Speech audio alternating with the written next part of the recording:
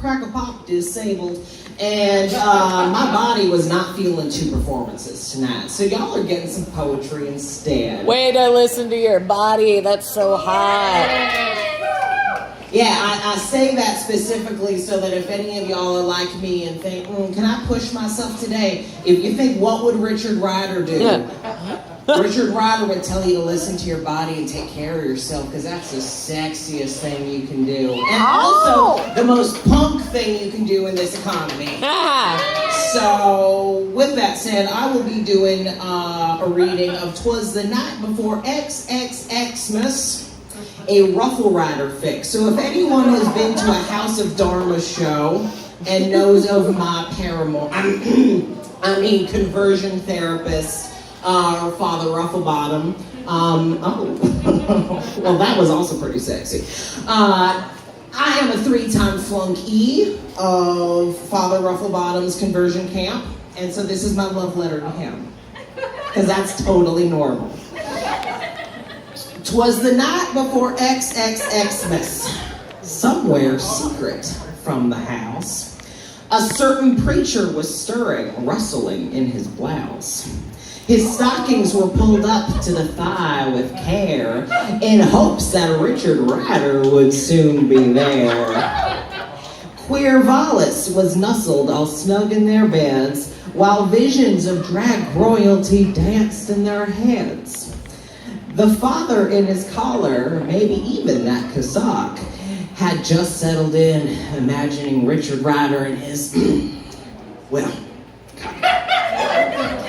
When out on the lawn there arose such a clatter, he sprang from the bed to see what was the matter. Away to the window he flew like a flash, tore open the shutters and threw up that sash. To the moon on the breast of the dried out Oregonian summer grass, filled the father with eco-anxiety that would quickly pass. When what to his wondering eyes would appear but those two glamorous drag houses, one led by a transgender reindeer. With a country bumpkin driver so lively and quick, he knew in a moment that must be that alternative dick. More rabid than dogs, those queers they came. He whistled and shouted and called them by name. Now Frisky, now Chloe, now Petra and Sherry. Go Carmen, go Celestia and Monique and the rest of ya. To the top of the window, to the top of the wall. Now dash away, dash away, dash away all. As pride flags that stand proud in the air do fly, full of color and camp and spirit so spry, so were those queers as they landed upon the roof, with all the truck full of toys and Richard Ryder to boot. And then in a clinking his nerves they did steel, as he heard the prancing and pawing of each fabulous heel. As he drew in his head and was turned around, down the chimney Richard Ryder came down with a bound.